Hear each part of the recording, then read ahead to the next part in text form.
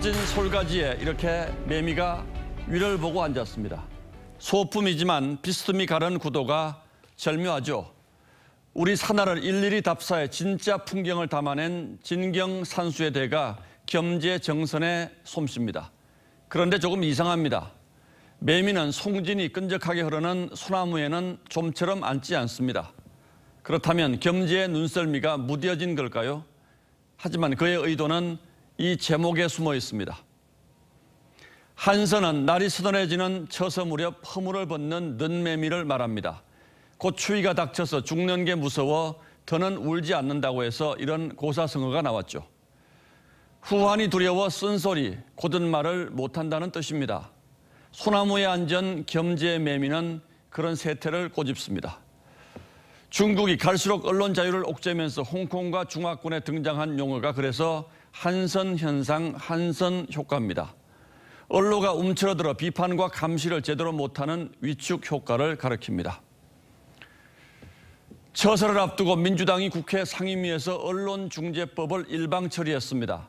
앞서 안건조정위는 위성정당의 김의겸 의원을 야당 몫으로 둔갑시키는 알박기 꼼수로 넘어갔습니다. 이로써 최악의 권위주의 정권이 된다는 경고까지 나온 징벌적 언론악법의 본회의 통과가 이제 초읽기에 들어갔습니다. 이런 와중에 대통령은 누구도 언론 자유를 흔들 수 없다. 언론 자유와 민주주의를 위해 언제나 함께하겠다고 했습니다. 그런데 언론을 급박해 재갈을 물리려는 징벌법에는 이런 방구가 없습니다. 기이한 이율 배반이고 유체 이탈의 극치라고 하지 않을 수 없습니다. 민주당은 비판 여론이 거세자 고위공직자는 손해배상을 청구할 수 없게 하면서도 전직 고위공직자는 예외로 뒀습니다. 그렇다면 문재인 대통령도 퇴임한 뒤에 가짜뉴스라고 판단한 보도에 책임을 물을 수 있게 되는 거죠. 권력의 눈에 가짜뉴스는 어떤 것일까요? 잠시 돌아보겠습니다. 명백한 가짜뉴스입니다. 악의적 보도이므로 강력하게 법적으로 대응할 것입니다. 언론징벌법을 처음 주장한 이상직 의원도 자신에 대한 악의적 오보가 계속되고 있다고 했습니다. 알박기에 복무한 김의겸 의원은 한겨레신문 기자 시절 최순실 보도와 관련해 언론은 가만히 있는 것 자체가 공범이라고 했습니다. 언론 역사에 그의 이름이 어떻게 기록될지 지켜보겠습니다.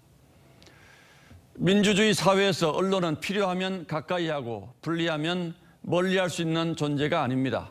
언론에 대한 국민의 지금 비판이 적지 않다는 것 저 역시 잘 알고 있습니다. 하지만 아무리 그렇더라도 언론이 없는 민주주의 사회는 상상할 수 없습니다.